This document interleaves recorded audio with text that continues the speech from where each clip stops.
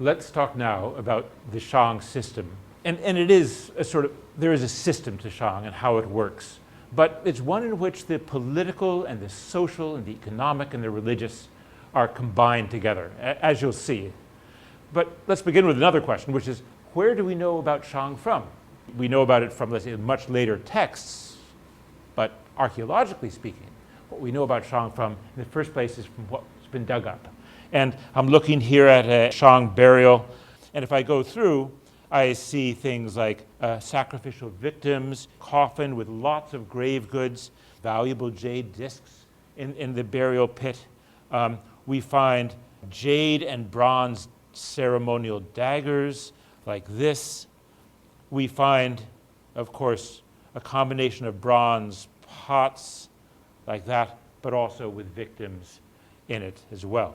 Shang has various capitals, and they expand territory.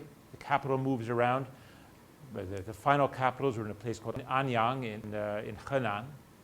And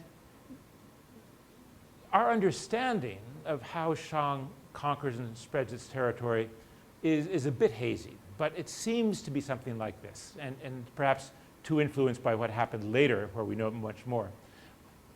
The royal lineage would hive off units.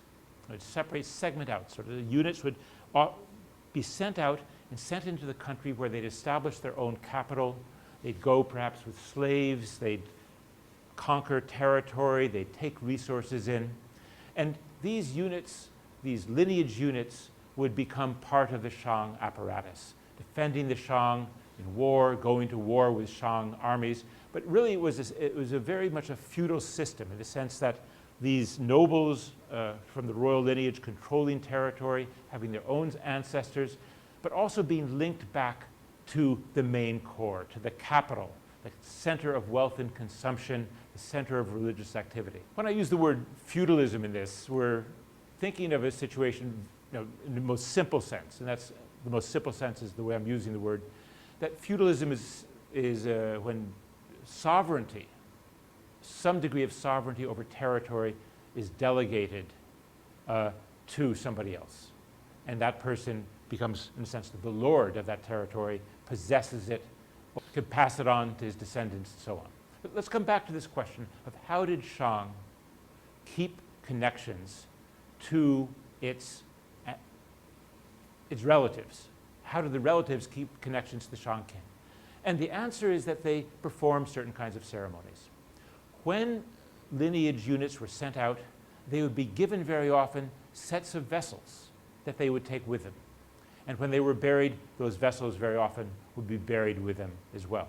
So the kinship ties were supported actually by a material culture in which one of the most important elements were bronzes. And the bronze vessels from Shang are certainly one of its greatest artistic creations, but also one of its great political creations and religious and economic creations as well. Let me show you what I mean.